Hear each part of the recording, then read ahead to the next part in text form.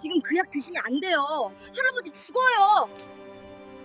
사연을 시작하기 전에 구독과 좋아요 한 번만 눌러주시면 큰 힘이 됩니다. 그럼 오늘의 사연을 시작하겠습니다. 회장님, 제발 그 약만은. 경호원이 막아서기 전 누더기를 걸친 10살 소녀가 강태산 회장의 손목을 붙잡았다. 늦은 밤 강남 호텔 앞 수천억 재산을 일군 남자의 손에 들린 건 작은 약병 하나. 평생 수많은 협상 테이블을 평정했던 그였지만 지금 이 순간만큼은 달랐다. 소녀의 맑은 눈동자가 그를 꿰뚫어 보고 있었다. 지금 그 약 드시면 안 돼요. 회장님 죽습니다. 회장의 얼굴이 하얗게 질렸다. 아무도 모르는, 비밀 주치의조차 모르는 그 약의 정체를 어떻게 이 거지 소녀가 알고 있단 말인가? 너 대체 누구냐? 떨리는 목소리로 묻는 회장 앞에서 소녀는 조용히 미소 지었다. 이 만남이 두 사람의 인생을 송두리째 바꿀 줄은 그 누구도 몰랐다. 그로부터 12시간 전 강태산 회장은 분당 서울대병원 VIP 병동에서 막 나오는 길이었다.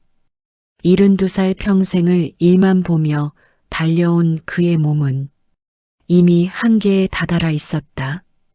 췌장암 말기. 주치의는 고개를 저으며 말했다. 회장님, 이제 남은 시간이 길어야 석 달입니다. 하지만 강태산은 죽을 수 없었다. 아니, 죽기 전에 반드시 해야 할 일이 있었다. 30년 전 자신을 배신하고 떠난 동생 강태윤, 그 배신으로 아버지는 충격을 받아 돌아가셨고 어머니는 실성하셨다. 태산은 이를 악물고 혼자 재기했다. 그리고 마침내 태산그룹을 일궈냈다. 반드시 그 자식을 찾아서 내 손으로 끝을 봐야 해. 복수, 그것만이 그가 살아있는 이유였다. 병원을 나서는 회장의 손엔 주치 몰래 구한 특수 진통제가 들려 있었다. 미국 암시장에서 구한 불법. 약물 고통을 잊게 해준다지만 부작용은 아무도 모른다는 그 약이었다. 석 달이면 충분해. 그 안에 태윤이를 찾아낼 테니까. 회장은 약병을 주머니에 넣고 차에 올랐다. 저녁 약속 장소인 강남 호텔로 향하면서 그는 몰랐다. 오늘 밤 자신의 운명을 바꿀 소녀를 만나게 될 줄은. 호텔 앞에 도착한 건 밤 9시가 넘어서였다. 검은 벤치에서 내린 강태산 회장의 얼굴은 창백했다. 오후부터 시작된 통증이 점점 심해지고 있었다. 식은땀이 이마를 타고 흘러내렸다. 경호원 2명이 재빨리 우산을 받쳐들었지만 회장은 그들을 손짓으로 물렸다. 나 혼자 들어간다. 너희는 차에서 대기해. 하지만 회장님, 됐어. 경호원들이 물러서자 회장은 주머니에서 약병을 꺼냈다. 손이 떨렸다. 통증이 너무 심해. 걸음조차 제대로 걷기 힘들었다. 이 약만 먹으면 잠시라도 편해질 거야. 바로 그때였다. 아저씨, 돈 좀 주세요. 호텔 입구 구석에서 작은 목소리가 들려왔다. 고개를 돌리자 누더기 옷을 입은 어린 소녀가 웅크리고 앉아 있었다. 10살쯤 돼 보였다. 얼굴은 때로 얼룩져 있었고 머리카락은 헝클어져 있었다 하지만 눈만큼은 유난히 맑고 빛났다. 회장은 인상을 찌푸렸다. 보아는 뭐 하는 거야? 이런 애가 여기까지 들어와?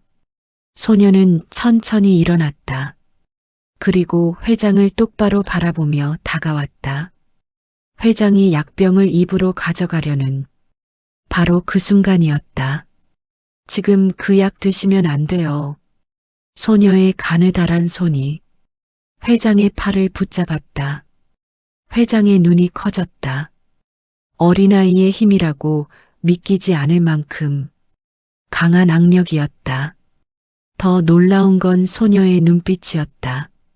마치 모든 것을 꿰뚫어보는 듯한 나이에 어울리지 않는 깊이가 있었다. 뭐야 너. 그 약이요. 지금 드시면 회장님 심장이 멈춰요. 아직 드시면 안 돼요. 회장의 온몸에 전율이 흘렀다.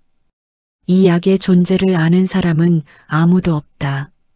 미국에서 비밀리에 들여온 것이다. 주치의도 비서도 심지어 아들조차 모르는 약이었다. 그런데 이 거지 소녀가 어떻게? 너 대체 누구냐?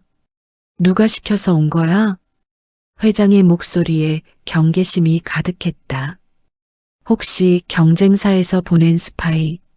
아니면 동생 태윤이가 보낸 자객? 소녀는 고개를 저었다. 아무도 안 시켰어요. 그냥 보여요. 아저씨 몸속에 나쁜 게 자라고 있는 거. 그 약은 그걸 더 빨리 퍼지게 만들어요. 뭐라고? 회장은 소녀의 손을 뿌리치려 했다. 하지만 이상하게도 힘이 빠졌다. 아니, 정확히는 소녀의 말에 묘한 확신이 느껴졌기 때문이었다. 거짓말하는 거 아니지? 아저씨, 전 거짓말 못해요. 그냥 보이는 걸 말할 뿐이에요. 소녀가 회장의 손에서 약병을 조심스럽게 빼냈다. 그리고는 말했다. 이 약에는 독이 섞여 있어요. 아저씨를 죽이려는 사람이 일부러 넣은 거예요. 회장의 얼굴이 흙빛으로 변했다. 독이라고? 누가 감히 내게. 그 순간 머릿속에 한 사람이 떠올랐다. 비서실장 한석규. 15년을 함께한 측근이었다. 최근 이상하게도 자꾸 이 약을 권했다. 미국에서 효과 좋은 신약이 나왔다며 은근히 복용을 부추겼던 것이다. 설마 석규가? 회장은 소녀를 다시 쳐다봤다. 10살 아이의 입에서 나온 말이라고 믿기엔 너무나 구체적이었다. 게다가 그 눈빛, 거짓을 말하는 사람의 눈이 아니었다. 평생 사람을 봐온 회장의 직감이 말하고 있었다. 이 아이는 진실을 말하고 있다고. 내가 어떻게 그걸 알지? 소녀는 잠시 망설이다 입을 열었다. 저는요, 태어날 때부터 이상한 걸 봐요. 사람 몸속에 있는 병이랑 나쁜 기운이랑 그런 게 다 보여요. 무슨 허무맹랑한. 아저씨, 췌장에 검은 덩어리가 있어요. 손바닥만 한 크기로요. 그게 점점 커지고 있어요. 그리고 아저씨 심장도 약해져 있어요. 그 약을 먹으면 심장이 견디지 못하고 바로 소녀는 말을 멈췄다. 더 이상 말하지 않아도 회장은 알 수 있었다. 죽는다는 것을. 회장의 다리에 힘이 풀렸다. 비틀거리는 그를 소녀가 얼른 붙잡았다. 10살 아이라고는 믿기지 않을 만큼 단단한 힘으로. 괜찮으세요? 내 이름이 뭐냐? 지수요 한지수. 한지수. 넌 지금 어디 사니? 부모님은? 소녀의 눈빛이 순간 흔들렸다. 없어요. 엄마는 작년에 돌아가셨어요. 그 뒤로 혼자 살아요. 회장의 가슴이 철렁했다. 10살짜리가 혼자? 그것도 거리에서? 그럼 넌 지금 어디서 자는데? 여기저기요. 편의점 앞이랑 따뜻한 곳 찾아서요. 지수가 담담하게 대답했다. 마치 그게 당연한 일상인 것처럼. 회장은 가슴 한편이 무너지는 기분이었다. 자신은 수천억을 가지고도 복수에만 집착하며 살았는데 이 아이는 아무것도 없이 거리에서 그때 호텔 입구에서 경호원이 달려왔다. 회장님, 괜찮으십니까? 저 아이가 뭔가 물러서 회장이 날카롭게 소리쳤다. 경호원이 멈칫했다. 회장은 지수를 보호하듯 앞을 가렸다. 그리고 천천히 말했다. 이 아이는 내 생명의 은인이다. 경호원의 눈이 휘둥그레졌다. 회장이 거지 아이를 은인이라고? 회장은 주머니에서 지갑을 꺼내 10,000원짜리 지폐 몇 장을 꺼냈다. 그러다 문득 멈칫했다. 이 돈으로 이 아이가 며칠이나 버틸까? 따뜻한 밥 한 끼, 잘 곳 하나 제대로 구할 수나 있을까? 회장은 결심했다. 지수야, 나랑 같이 가자. 네. 내가 널 돌봐주마. 따뜻한 곳에서 자고, 제대로 된 밥 먹고, 학교도 다니게 해줄게. 지수의 눈에 눈물이 그렁그렁 맺혔다. 정말요? 내 은인인데 당연하지. 그리고 회장은 손에 들린 약병을 바라봤다. 누군가 자신을 죽이려 한다. 그것도 가장 가까운 측근이. 이 진실을 밝혀낼 때까지 이 아이가 필요했다. 내가 나를 살렸으니 이젠 내가 너를 살릴 차례야. 그날 밤 강태산 회장의 한남동 저택에 작은 손님이 찾아왔다. 어서 와 지수야. 회장이 직접 현관까지 나와 지수를 맞이했다. 집사와 가정부들은 눈이 휘둥그레졌다. 평소 냉정하기로 유명한 회장이 거지 소녀를 데려오다니. 게다가 그 표정이라니. 마치 잃어버린 손녀를 찾은 사람처럼 온화했다. 김 실장. 예, 회장님. 이 아이 씻길 수 있게. 욕실 준비하고 옷도 당장 사오도록. 그리고 따뜻한 음식도 준비해. 알겠습니다. 지수는 저택 안을 둘러보며 입을 다물지 못했다. 샹들리에가 반짝이는 거실, 대리석 바닥, 벽을 가득 채운 그림들. 꿈에서나 봤던 풍경이었다. 놀랐지? 천천히 구경해. 회장이 부드럽게 말했다.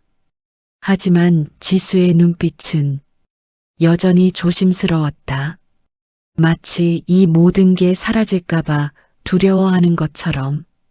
1시간 후 깨끗하게 씻고 새 옷을 입은 지수가 식탁에 앉았다. 가정부가 준비한 따끈한 미역국과 불고기, 각종 반찬들이 상 가득 놓여 있었다. 회장의 말에 지수는 조심스럽게 숟가락을 들었다. 첫 술을 뜨는 순간 눈물이 주르륵 흘러내렸다. 왜 우니? 따뜻해요. 밥이 이렇게 따뜻한 거 오랜만이에요. 회장의 가슴이 먹먹해졌다. 얼마나 굶었으면, 얼마나 추웠으면 따뜻한 밥 한 끼에 이렇게 우는 걸까? 회장은 자신이 그동안 얼마나 많은 것을 당연하게 여기며 살았는지 깨달았다. 앞으론 매일 이렇게 먹을 수 있어. 걱정하지 마. 지수는 고개를 끄덕이며 밥을 먹었다. 배가 고팠던 건지 한 그릇을 순식간에 비웠다. 회장이 웃으며 밥을 더 퍼주려는 순간이었다. 똑똑. 서재 문이 열리며 30대 중반의 남자가 들어왔다. 회장의 아들 강민준이었다. 명문대를 졸업하고 태산그룹 전무로 있는 그는 냉정하고 계산적인 성격으로 유명했다. 아버지, 갑자기 무슨 일이십니까?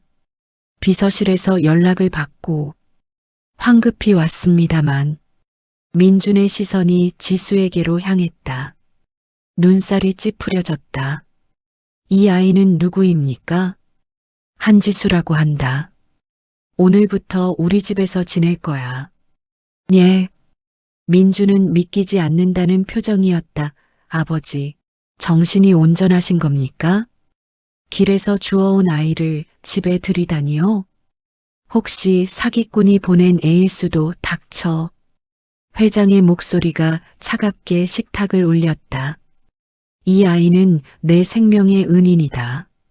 앞으로 함부로 대하는 일 없도록 해라. 민준의 얼굴이 굳어졌다. 하지만 더 이상 반박하지 않았다. 아버지의 그 표정을 알았다. 절대 물러서지 않을 때의 표정. 알겠습니다. 민준이 물러간 뒤 회장은 지수에게 다가갔다. 무서웠지? 괜찮아요. 저한테 화낸 게 아니잖아요. 지수가 씩 웃었다. 의외로 담대한 아이였다. 지수야, 너한테 물어볼 게 있다. 회장은 진지한 표정으로 물었다. 오늘 내 약에 독이 섞였다고 했지? 그걸 정말 확실히 본 거니? 네, 확실해요. 그럼 누가 넣었는지도 알 수 있니? 지수는 잠시 생각하더니 고개를 저었다. 직접 보진 못했어요. 하지만 그 약병에서 나쁜 기운이 느껴졌어요. 누군가 아저씨를 죽이려는 강한 악의가. 회장은 주먹을 쥐었다. 비서실장 한석규, 15년을 함께한 그 남자가 정말 배신했단 말인가? 아니면 다른 누군가? 혹시 아들 민준? 아니면 아저씨. 지수가 조심스럽게 말했다. 제가 도와드릴게요. 누가 아저씨를 해치려는지 찾아드릴게요. 내가? 어떻게? 저는요, 사람 마음속도 조금은 볼 수 있어요. 나쁜 마음을 품은 사람은 검은 기운이 보여요. 회장의 눈빛이 빛났다. 만약 정말 이 아이가 그런 능력이 있다면 자신을 노리는 자를 찾을 수 있다. 그리고 30년 동안 찾지 못한 동생 태훈까지도. 지수야, 나랑 계약 하나 하자. 계약이요? 내가 널 돌봐줄게. 먹을 것, 잘 곳, 배울 것 모두 제공해주지. 대신 너는 나를 도와줘. 나를 해치려는 사람들을 찾아내고 내가 찾는 사람을 함께 찾아줘. 지수는 망설임 없이 고개를 끄덕였다. 좋아요. 아저씨는 저를 살렸으니까 저도 아저씨를 지킬게요. 두 사람은 악수를 나눴다. 늙은 재벌과 어린 천재 소녀. 운명처럼 만난 두 사람의 기묘한 동맹이 그렇게 시작됐다. 다음 날 아침 회장은 비서실장 한석규를 불러들였다. 50대 중반의 한석규는 언제나처럼 공손한 태도로 서재에 들어왔다. 부르셨습니까? 회장님? 석규, 자네가 최근에 내게 권한 그 약 말이야. 한석규의 눈빛이 미세하게 흔들렸다. 회장은 그걸 놓치지 않았다. 어제 복용하려다가 말았네. 혹시 그 약 어디서 구한 건가? 아, 그거 말입니까? 미국 존스 홉킨스 병원 쪽에서 추천받은 겁니다. 회장님 증상의 특효라고 해서. 거짓말이었다. 회장의 옆에 서 있던 지수가 작게 고개를 저었다. 한석규의 몸에서 검은 기운이 피어오르고 있었다. 거짓을 말할 때 나오는 기운. 회장은 태연한 척 고개를 끄덕였다. 그래, 알았네, 수고했어. 그럼 저는. 잠깐 석규 회장이 한석규를 불러 세웠다.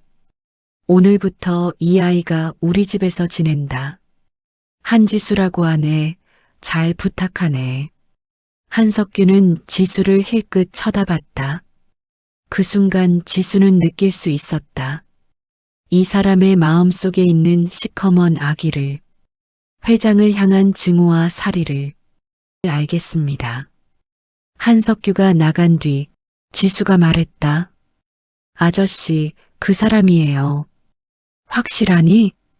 네, 그 사람 마음속에 아저씨를 죽이고 싶다는 생각이 가득했어요.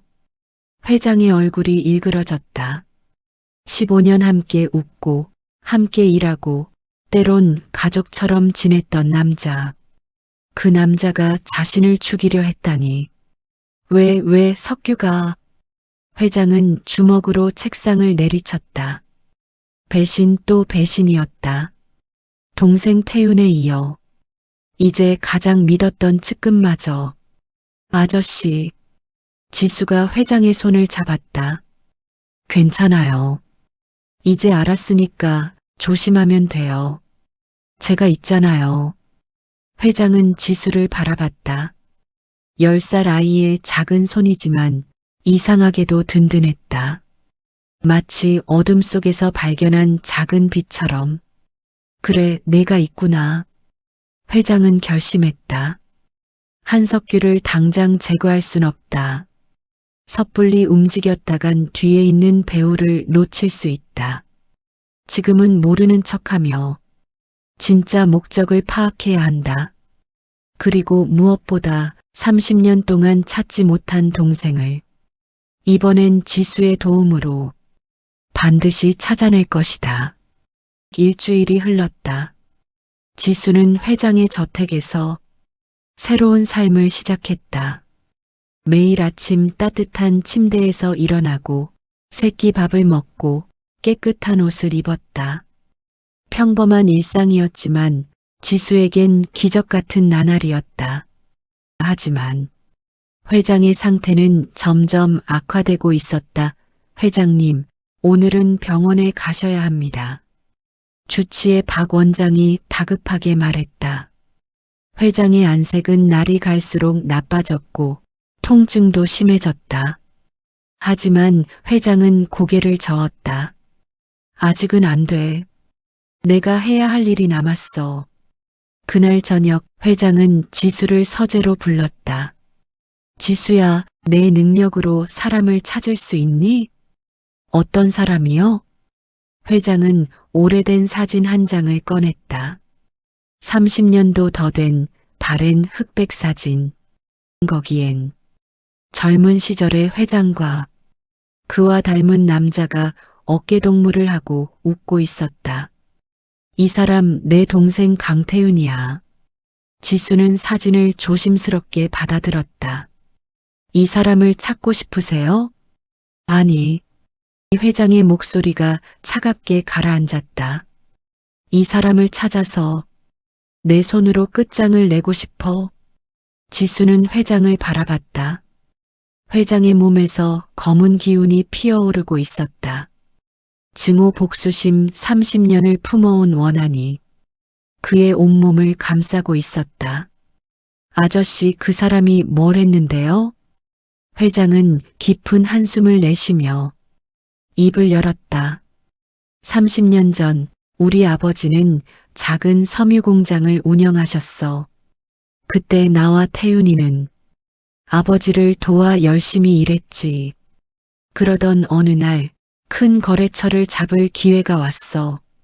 성공만 하면 우리 공장이 2배로 커질 수 있는 계약이었지. 회장의 목소리가 떨렸다. 하지만 계약 전날 밤 태윤이가 회사 돈 3억을 들고 사라졌어. 거래처 사장한테 뇌물로 줄 돈까지 싸그리 가져가 버렸지. 결국 계약은 물 건너갔고 우리 공장은 빚더미에 앉았어. 그래서 아버지는 충격으로 그날 밤 쓰러지셨어. 병원에도 못 가보시고 일주일 만에 돌아가셨지. 어머니는 그 충격으로 정신을 놓으셨고 회장의 눈에 핏발이 섰다. 나는 이를 악물고 견뎠어. 낮엔 공사판에서 일하고 밤엔 청소 일을 했어. 10년을 그렇게 버텨서 빚을 갚고 다시 사업을 시작했지. 그리고 지금의 태산그룹을 만들었어. 그 동생분은 왜 그런 걸 하신 거예요? 모르겠어. 30년 동안 찾았지만 흔적도 없더라. 마치 이 세상에서 증발해버린 것처럼. 회장은 주먹을 쥐었다. 하지만 반드시 찾을 거야. 그리고 왜 그랬는지 왜 우리 가족을 파멸시켰는지 직접 들을 거야. 그 뒤엔 어떻게 하실 건데요? 회장은 대답하지 않았다. 하지만 그의 눈빛이 모든 걸 말해주고 있었다. 지수는 가슴이 답답해졌다. 회장의 마음속엔 복수심이 가득했다. 그 검은 감정이 그의 병을 더 악화시키고 있었다. 이대로 가면 회장은 아저씨, 왜 그 사람을 찾으면 정말 죽일 거예요? 회장은 잠시 침묵했다. 모르겠다 하지만 이대로 죽을 순 없어. 태윤이를 만나지 못하면 난 눈을 감을 수가 없어. 지수는 회장의 손을 잡았다. 제가 도와드릴게요. 그 사람 찾아드릴게요. 내가 어떻게? 사진을 보면 그 사람의 기운을 느낄 수 있어요. 그 기운을 따라가면 찾을 수 있을지도 몰라요. 회장의 눈이 빛났다. 정말이냐? 해볼게요. 하지만 지수는 진지하게 말했다. 찾으시면 죽이지 말아주세요. 제발요. 왜 그래야 하지? 복수는 아저씨를 더 아프게 만들어요. 지금도 그 증오가 아저씨 몸을 갉아먹고 있어요. 그 사람을 죽이면 아저씨도 같이 죽게 될 거예요. 회장은 씁쓸하게 웃었다. 이미 난 죽어가고 있어. 지수야, 최장암 말기라고. 길어야 2달이래. 아니에요. 지수가 소리쳤다. 아저씨는 안 죽어요. 제가 지킬 거예요. 넌 의사도 아니잖니. 전 의사보단 더 잘 볼 수 있어요. 아저씨 병은 미움 때문에 생긴 거예요. 그 미움을 놓으면 병도 나아질 수 있어요. 회장은 지수를 물끄러미 바라봤다. 10살 아이의 말이라고 하기엔 너무 깊은 진실이 담겨 있었다. 사실 회장도 알고 있었다. 자신의 병이 단순히 육체의 문제가 아니라는 것을 30년 동안 품어온 증오가 자신을 갉아먹고 있다는 것을 알았어. 약속하지. 정말요? 태윤이를 찾으면 죽이지 않을게. 대신 왜 그랬는지만 물어볼 거야. 그걸로 충분해. 지수는 환하게 웃었다. 고마워요, 아저씨. 그때 서재 문이 벌컥 열렸다. 아버지. 아들 민준이 급하게 들어왔다. 그의 뒤로 비서실장 한석규도 따라 들어왔다. 무슨 일이냐? 큰일 났습니다. 회사 계좌에서 100억이 사라졌습니다. 뭐라고? 회장이 벌떡 일어섰다. 누가 감히? 아직 조사 중이지만 내부 소행으로 보입니다. 한석규가 차분하게 말했다. 하지만 지수는 알 수 있었다. 이 사람의 마음속에서 흘러나오는 거짓의 기운을 이 사람이 훔친 거야. 지수는 회장을 쳐다봤다. 회장도 지수의 눈빛을 알아챘다. 둘은 아무 말 없이 고개를 끄덕였다. 일단 철저히 조사해. 범인이 누구든 절대 용서하지 않겠어. 회장의 차가운 목소리에 민준과 한석규가 고개를 숙였다. 알겠습니다. 두 사람이 나간 뒤 회장은 지수에게 물었다. 석규가 한 거지? 네, 그 사람이 훔쳤어요. 100억이나 대체 무슨 생각으로? 회장은 이마를 짚었다. 머리가 지끈거렸다. 아저씨, 괜찮으세요? 아니, 어지러워. 회장이 비틀거렸다. 지수가 얼른 회장을 부축했다. 누워야 돼요. 지수는 회장을 침실로 데려갔다. 회장의 얼굴은 창백했고 식은 땀이 흐르고 있었다. 지수야, 미안하다. 내가 너무 무리를. 괜찮아요. 제가 치료해 드릴게요. 치료? 내가 어떻게? 지수는 회장의 배에 손을 올렸다. 그리고 눈을 감았다. 천천히 지수의 손에서 따뜻한 기운이 흘러나왔다. 그 기운이 회장의 몸속으로 스며들어갔다. 회장은 놀라움을 감추지 못했다. 통증이 사라지고 있었다. 며칠 동안 그를 괴롭혔던 고통이 마치 거짓말처럼 가라앉고 있었다. 이게 어떻게 잠깐이에요. 완전히 낫는 건 아니에요. 그래도 조금은 편해지실 거예요. 10분 정도 지났을까? 지수가 손을 떼자 회장의 안색이 훨씬 나아져 있었다. 정말 신기한 아이로구나. 회장이 지수의 머리를 쓰다듬었다. 고맙다, 지수야. 아저씨도 저를 살렸잖아요. 당연한 거예요. 지수가 웃었다. 하지만 회장은 알 수 있었다. 지수의 얼굴에 땀이 송골송골 맺혀 있었다. 치료를 하느라 자신의 기운을 많이 소모한 것이다. 너도 쉬어야겠구나. 오늘은 일찍 자거라. 네. 아저씨도 푹 쉬세요. 지수가 방으로 돌아간 뒤 회장은 천장을 바라보며 생각했다. 이 아이는 내게 보내진 마지막 선물인가. 30년 동안 복수만 생각하며 살았다. 미움과 증오로 가득 찬 삶이었다. 하지만 이 아이를 만나고 나서 무언가 변하고 있었다. 처음으로 누군가를 지키고 싶다는 마음이 들었다. 지수야, 내가 있어서 다행이다.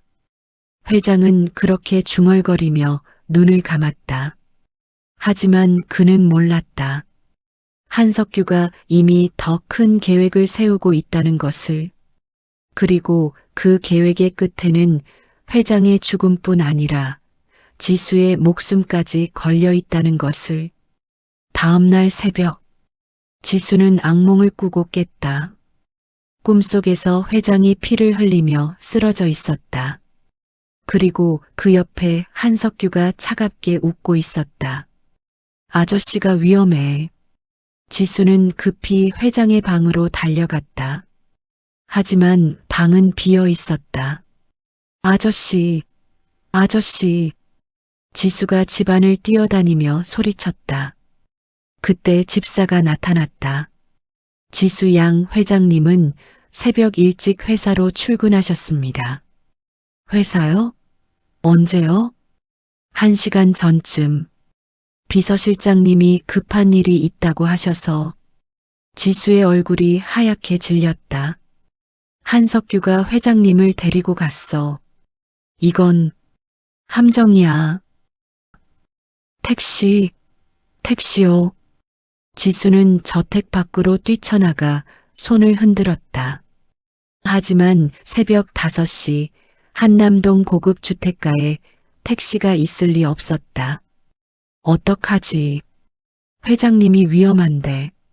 지수의 눈에 눈물이 맺혔다. 바로 그때 검은색 세단 한 대가 지수 앞에 멈춰섰다. 차에서 내린 사람은 회장의 아들 강민준이었다. 지수? 이 새벽에 왜 밖에 있어? 민준 아저씨, 회장님이 위험해요. 지금 당장 회사로 가야 돼요. 무슨 소리야? 아버지가 왜? 한석규가 회장님을 해치려고 해요. 제발 믿어주세요. 민주는 지수를 물끄러미 바라봤다. 평소라면 믿지 않았을 것이다. 하지만 일주일 동안 지켜본 이 아이는 달랐다. 이상한 능력이 있었다. 아버지가 생명의 은인이라고 부를 만큼. 민준이 차 문을 열었다. 빨리.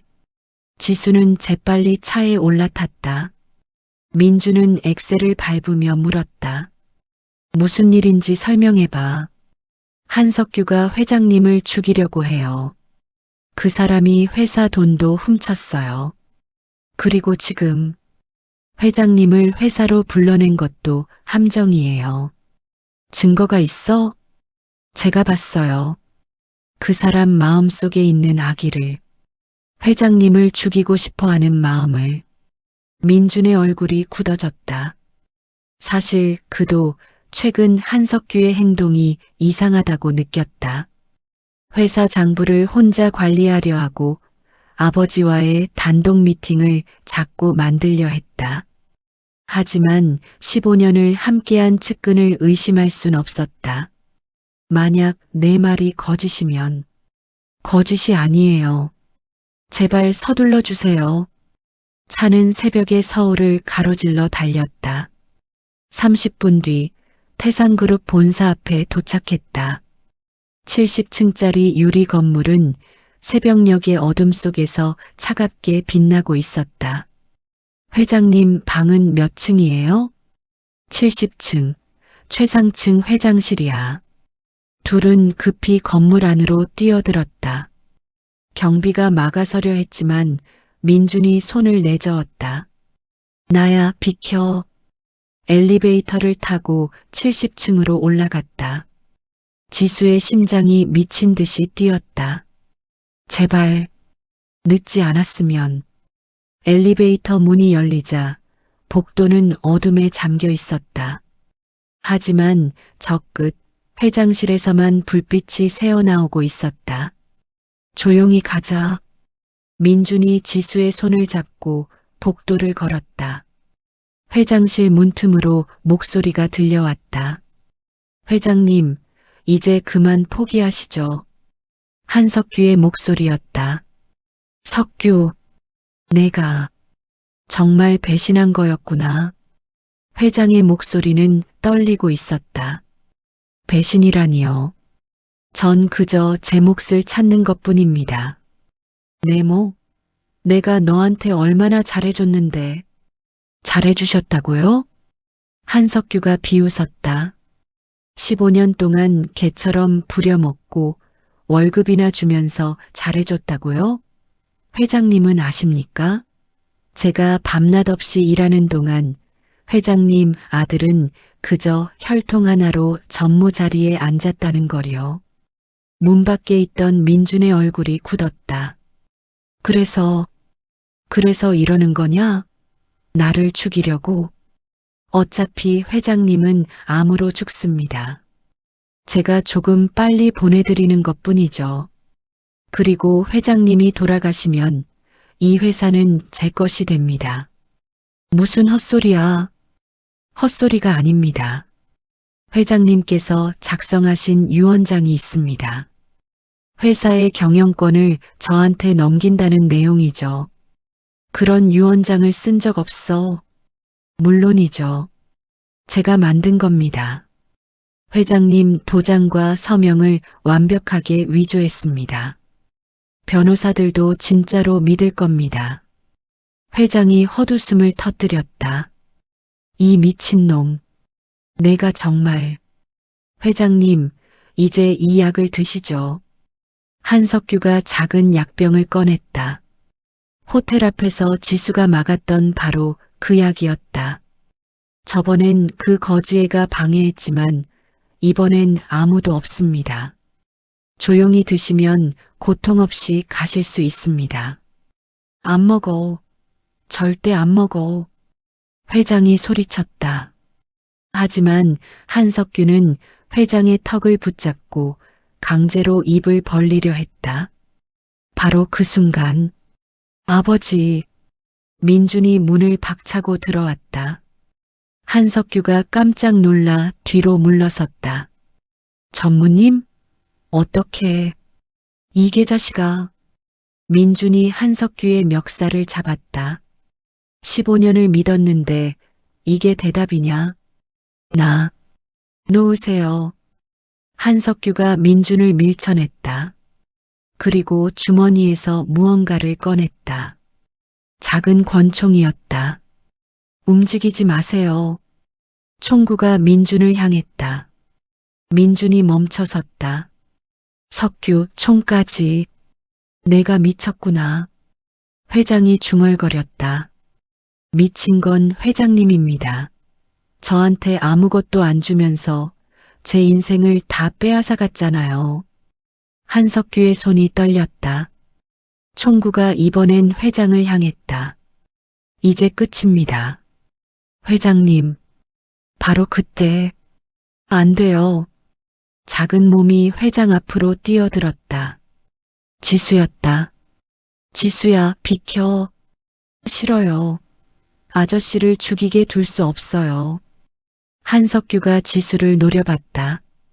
너, 그때 그 거지 애로구나. 방해만 하는구나. 한석규 씨, 지수가 차분하게 말했다. 당신 마음속에 있는 거 다 보여요. 당신은 회장님이 미운 게 아니에요. 당신 자신이 미운 거예요. 뭐? 당신은 인정받고 싶었던 거예요. 회장님한테, 세상한테.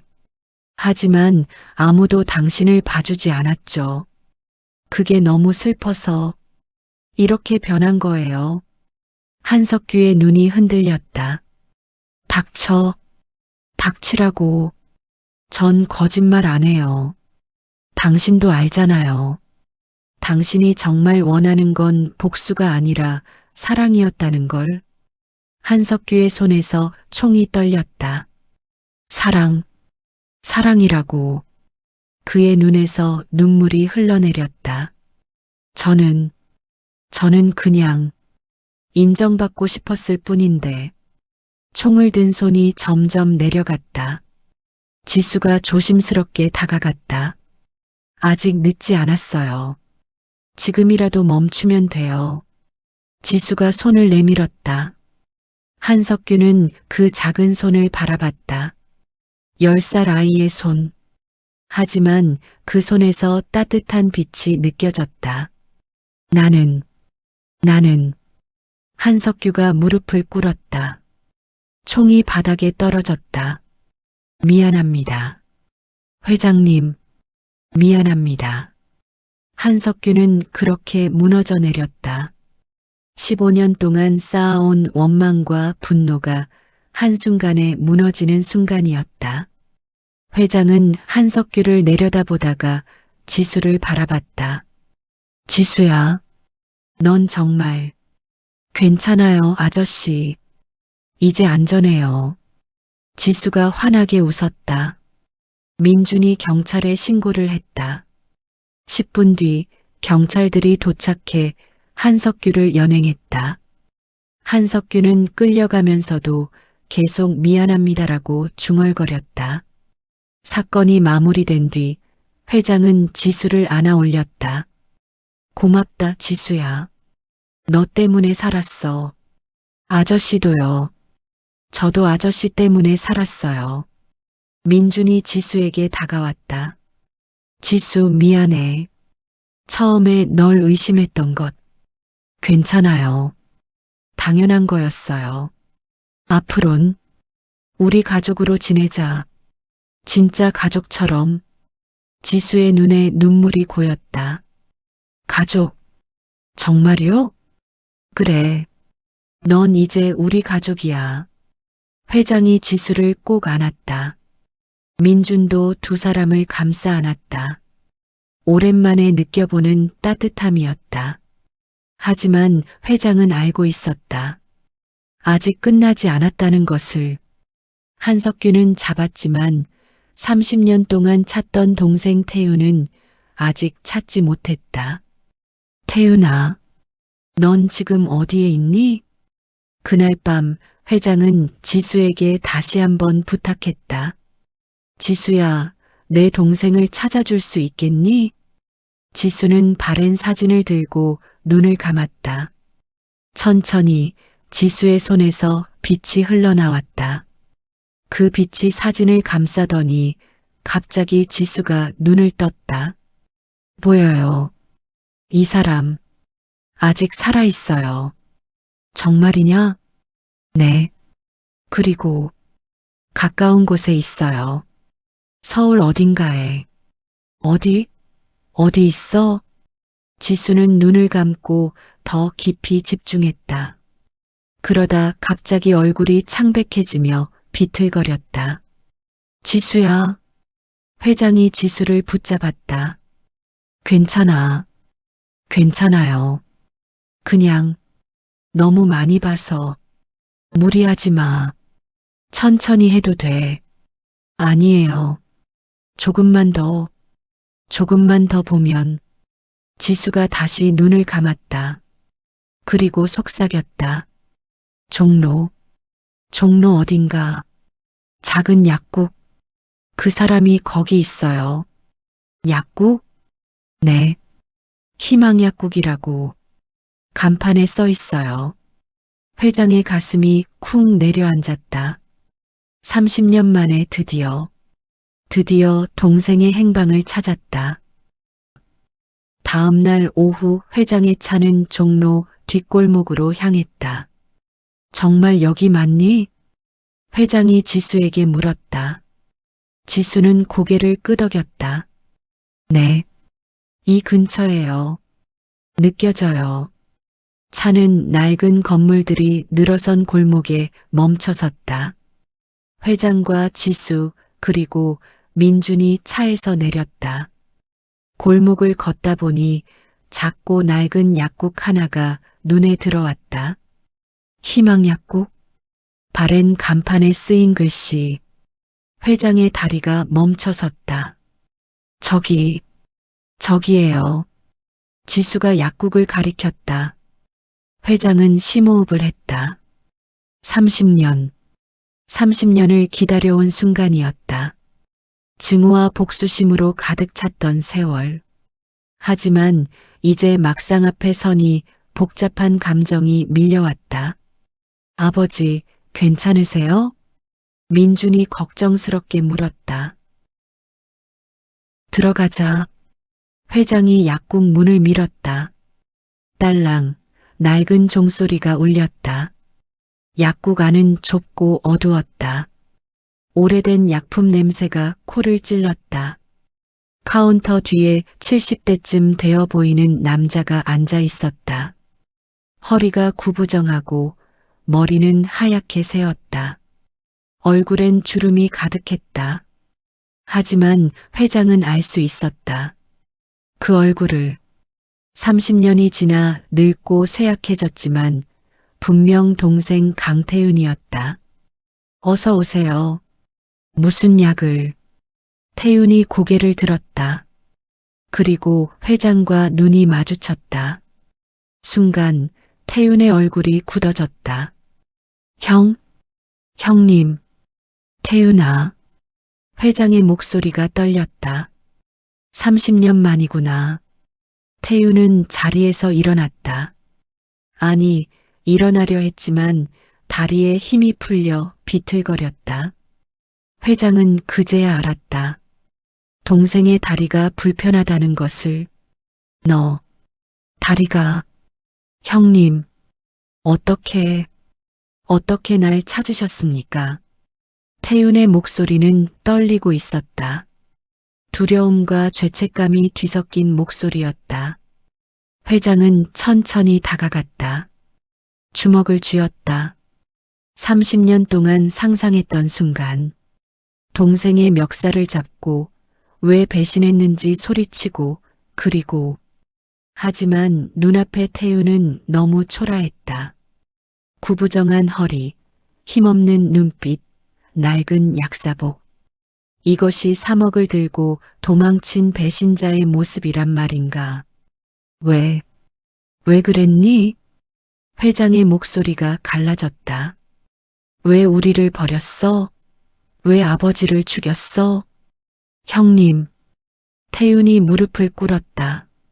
눈물이 주르륵 흘러내렸다. 미안합니다. 정말 미안합니다. 미안하다고? 미안하다는 말로 다 되니? 회장이 소리쳤다. 아버지가 돌아가셨어. 어머니는 정신을 놓으셨어. 나는 10년 동안 빚에 시달리며 지옥 같은 삶을 살았어. 그런데 미안하다고? 죄송합니다. 태윤은 바닥에 머리를 박았다. 몇 번이고. 회장은 주먹을 들었다. 때려야 했다. 이 배신자를, 가족을 파멸시킨 놈을. 하지만 아저씨, 지수가 회장의 옷자락을 잡았다. 이 사람, 거짓말 안 하고 있어요. 진심으로 후회하고 있어요. 회장은 지수를 보았다. 그리고 다시 태윤을 보았다. 말해봐. 왜 그랬는지. 변명이라도 좋으니 말해봐. 태윤은 떨리는 목소리로 입을 열었다. 그때 저는 도박에 빠져 있었습니다. 도박? 네. 친구들이 데려간 도박장에서 한번 이기고 나서 멈출 수가 없었습니다. 점점 빚이 늘어났고 그들이 협박했습니다. 돈을 갚지 않으면 형님과 아버지를 해치겠다고. 회장의 얼굴이 일그러졌다. 그래서 회사 돈을 훔친 거야? 사실은 그 돈으로 도망치려던 게 아니었습니다. 빚을 갚고 다시 돌아올 생각이었습니다. 하지만 태윤이 자신의 다리를 내려다봤다. 돈을 가지고 가던 중에 그들이 저를 따라왔습니다. 돈만 가로채고 절 죽이려 했죠. 저는 도망치다가 교통사고를 당했습니다. 교통사고? 네. 다리가 으스러졌습니다. 병원에서 깨어났을 땐 이미 한 달이 지나 있었습니다. 그 돈도 다 사라지고 없었습니다. 태윤의 눈에서 눈물이 멈추지 않았다. 병원비도 없었고 갈 곳도 없었습니다. 형님께 연락하고 싶었지만 차마 얼굴을 볼 수가 없었습니다. 그래서 그냥 죽은 사람처럼 살았습니다. 회장은 주먹을 풀었다. 그럼 30년 동안 여기서? 네. 재활치료를 받으며 약사 자격증을 땄습니다. 그리고 이 작은 약국을 열었습니다. 가난한 사람들한테 약값도 제대로 못 받으면서 속죄하는 마음으로 살았습니다. 태윤이 회장을 올려다봤다. 형님께서 태산그룹을 일으키셨다는 건 알고 있었습니다. 신문에서, TV에서 형님을 볼 때마다 가슴이 찢어졌습니다. 형님은 저 때문에 고생하셨는데 저는 아무것도. 그래서 평생 숨어 산 거야? 죄인이 어떻게 얼굴을 들겠습니까? 회장은 한참을 말없이 서 있었다. 30년 동안 품었던 복수심, 증오, 분노, 그 모든 감정이 한순간에 무너지는 기분이었다. 동생은 배신자가 아니었다. 그저 잘못된 선택을 한 불쌍한 사람이었다. 형님, 저를 죽여주십시오. 태윤이 고개를 숙였다. 살 자격이 없습니다. 형님 손으로 끝내주십시오. 회장의 손이 떨렸다. 죽여야 하나? 이 사람을, 아버지의 원수를, 어머니를 미치게 만든 장본인을. 하지만 아저씨, 지수가 회장의 손을 잡았다. 이 사람도 30년 동안 지옥에서 살았어요. 매일매일 후회하면서요. 용서해 주세요. 회장은 지수를 보았다. 10살 소녀의 맑은 눈동자. 그리고 문득 깨달았다. 내가 진짜 원했던 건 복수가 아니었어. 회장이 원했던 건 진실이었다. 왜 동생이 그랬는지, 정말 자신들을 배신한 건지, 그 답을 듣는 것. 이제 답을 들었다.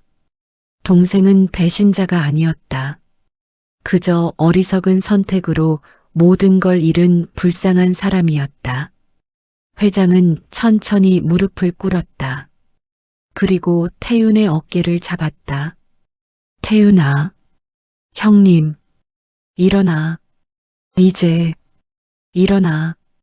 태윤이 고개를 들었다. 형의 눈엔 눈물이 가득했다. 미안하다. 내가 너를 지키지 못했어. 내가 도박에 빠졌을 때, 내가 힘들어할 때, 형으로서 곁에 없었어. 형님, 무슨, 나도 미안해. 30년 동안 너를 미워했어. 죽이고 싶어 했어. 하지만, 진실을 알고 보니, 넌 그저 피해자였구나. 회장이 태윤을 끌어안았다. 30년 만에 포옹. 두 형제는 그렇게 서로를 안고 울었다. 민준도 지수도 눈물을 훔쳤다. 형님, 형님, 태윤아, 이제 집으로 가자. 우리 집으로. 하지만 저는, 넌 내 동생이야. 그걸로 충분해. 회장은 태윤을 일으켜 세웠다. 이제 우리 다시 시작하자. 늦었지만, 아직 늦지 않았어. 태윤은 고개를 끄덕였다. 그날 희망약국의 문은 닫혔다. 하지만 두 형제의 마음엔 새로운 희망이 열렸다. 집으로 돌아오는 차 안. 회장은 지수의 손을 꼭 잡았다. 지수야, 고맙다. 내가 아니었으면 나는 평생 동생을 미워하며 살았을 거야. 아저씨가 용서할 수 있는 마음을 가지셨으니까요. 넌 참 특별한 아이야. 10살밖에 안 됐는데 어떻게 이렇게 지혜로울 수 있니? 지수가 빙그레 웃었다. 엄마가 그러셨어요. 미움은 미움을 낳지만 사랑은 사랑을 낳는다고요. 회장의 가슴이 뭉클했다. 내 엄마, 훌륭한 분이셨구나. 네, 제일 좋은 엄마였어요. 차는 저택으로 향했다. 태윤은 창밖을 바라보며 눈물을 흘렸다. 30년 만에 형과 함께 가는 길, 꿈만 같았다. 형님, 왜 제가 형님께 도움이 될 수 있을까요? 무슨 소리야? 넌 약사잖아. 내 주치의가 되죠. 주치의요? 응. 사실 나 지금 췌장암 말기야. 길어야 2달이래. 태윤의 얼굴이 창백해졌다. 형님, 그게 무슨... 괜찮아. 지수가 있잖아. 회장이 지수를 보며 웃었다. 이 아이가 나를 살릴 거야. 그리고 넌 약으로 나를 도와줘. 우리 셋이 함께하면 이길 수 있어. 태윤은 지수를 보았다. 작고 어린 소녀. 하지만 그 눈빛만큼은 누구보다 강했다. 지수야, 나도 도와줄게. 형님을 꼭 살리자. 네, 같이 힘내요. 세 사람은 손을 맞잡았다. 그날 밤 저택에는 오랜만에 웃음소리가 퍼졌다. 회장과 태윤은 어린 시절 이야기를 나누며 밤을 새웠다. 민준도 지수도 그 이야기를 들으며 함께 웃었다. 가족, 진짜 가족이 된 기분이었다. 하지만 회장의 병은 여전히 심각했다. 다음 날 주치의 박 원장이 저택을 찾아왔다. 회장님, 상태가 더 악화됐습니다. 당장 입원하셔야 합니다. 아직은 안 돼. 하지만 회장님, 괜찮아요. 지수가 나섰다.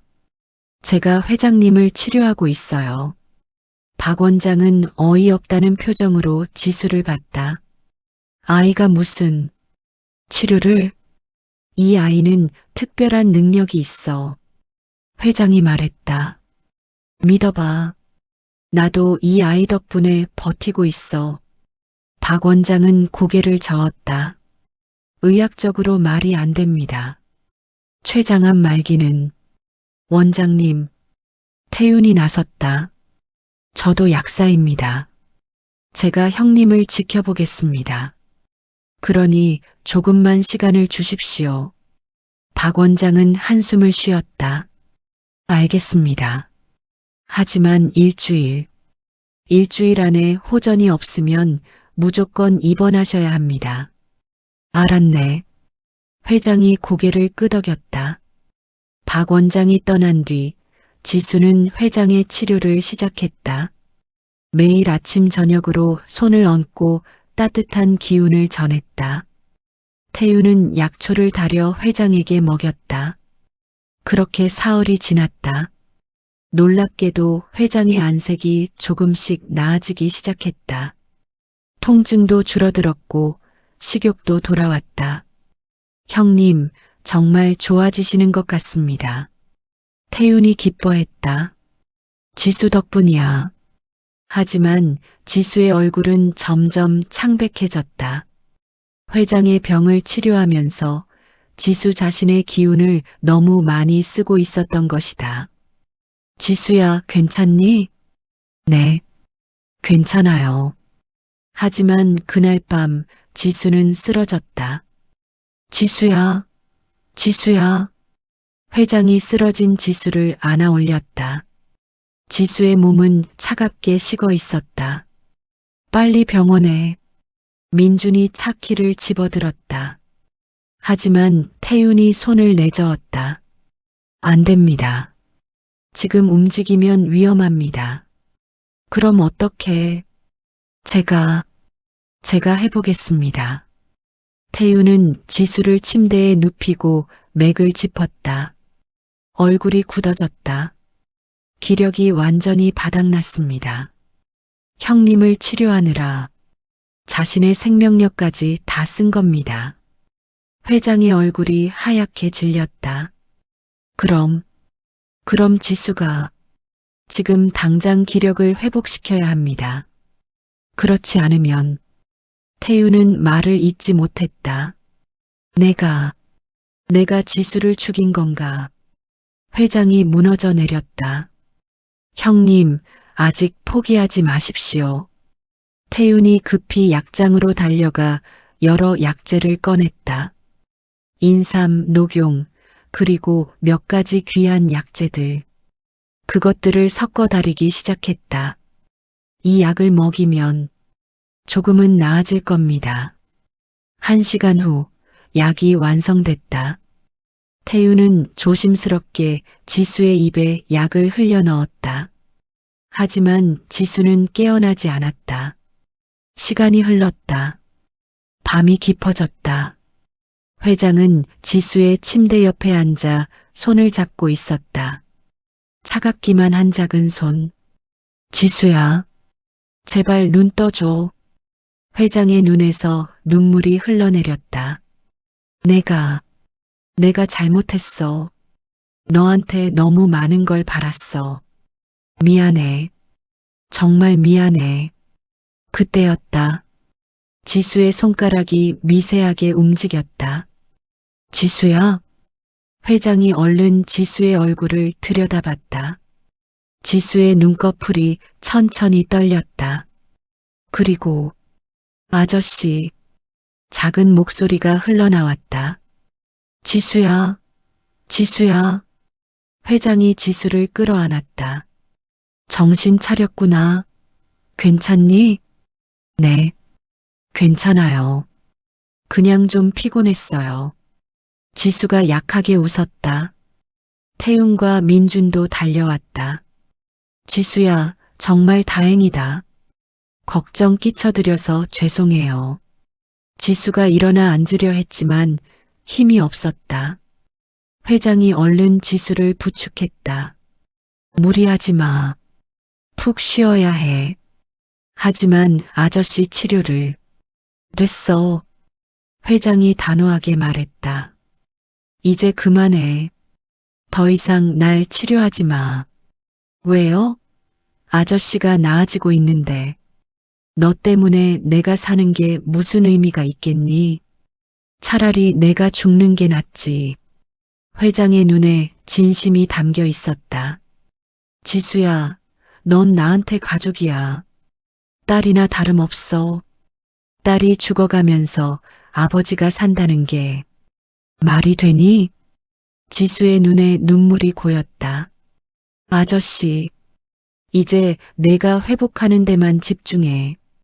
알겠지? 지수는 고개를 끄덕였다. 그날부터 태윤과 민준이 지수를 돌봤다. 영양가 높은 음식을 먹이고 보약을 다려 먹였다. 일주일이 지나자 지수의 얼굴에 다시 혈색이 돌기 시작했다. 하지만 회장의 상태는 다시 나빠졌다. 지수의 치료가 끊기자 통증이 다시 시작됐고 몸은 점점 쇠약해졌다. 형님, 병원에 가셔야 합니다. 태윤이 간절하게 말했다. 아직 조금만 더. 형님, 괜찮아. 지수만 건강하면 돼. 회장은 창밖을 바라봤다. 봄이 오고 있었다. 벚꽃이 피기 시작했다. 이제 정말 끝인가? 회장은 평화로웠다. 동생과 화해했고 지수라는 소중한 가족을 얻었고 아들과도 진심으로 대화할 수 있게 됐다. 이제 여한이 없었다.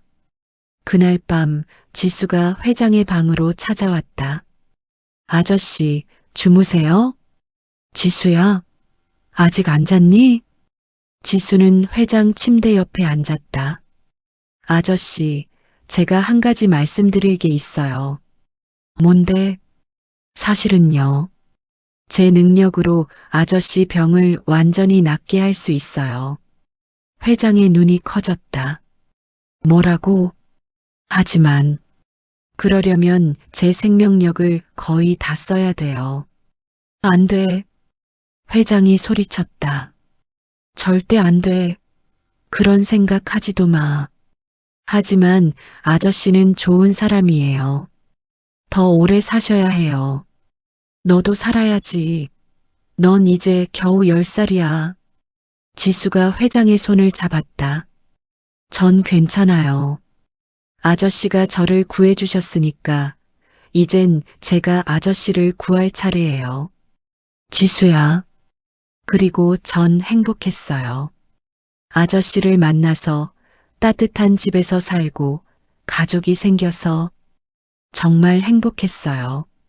눈물이 주르륵 흘러내렸다. 그러니까 아저씨는 오래오래 사세요.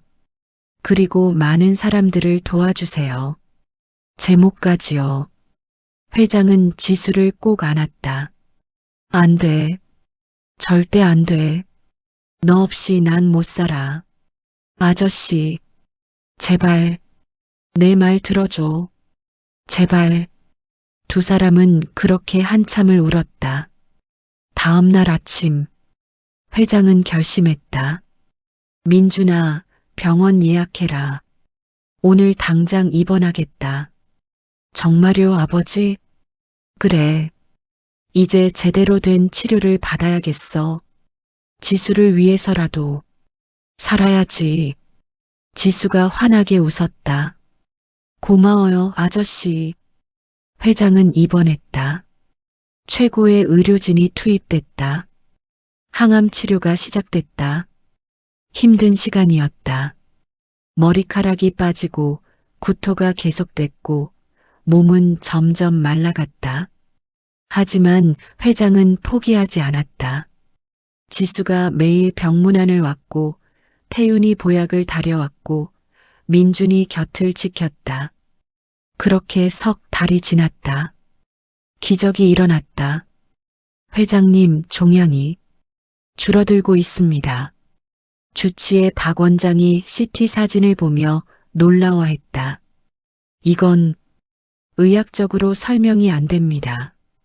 말기암이 이렇게. 회장은 지수를 바라봤다. 지수가 빙그레 웃었다.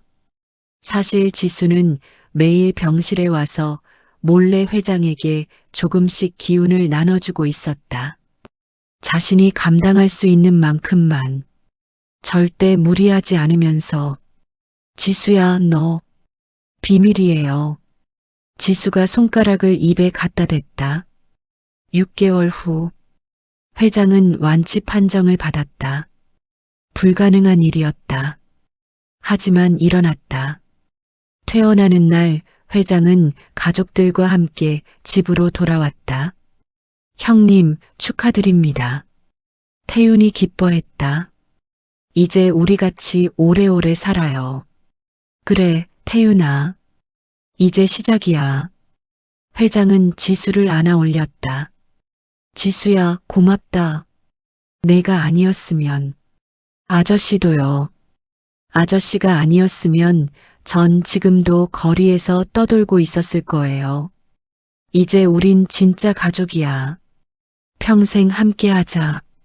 네. 그날 저녁 온 가족이 모여 식사를 했다.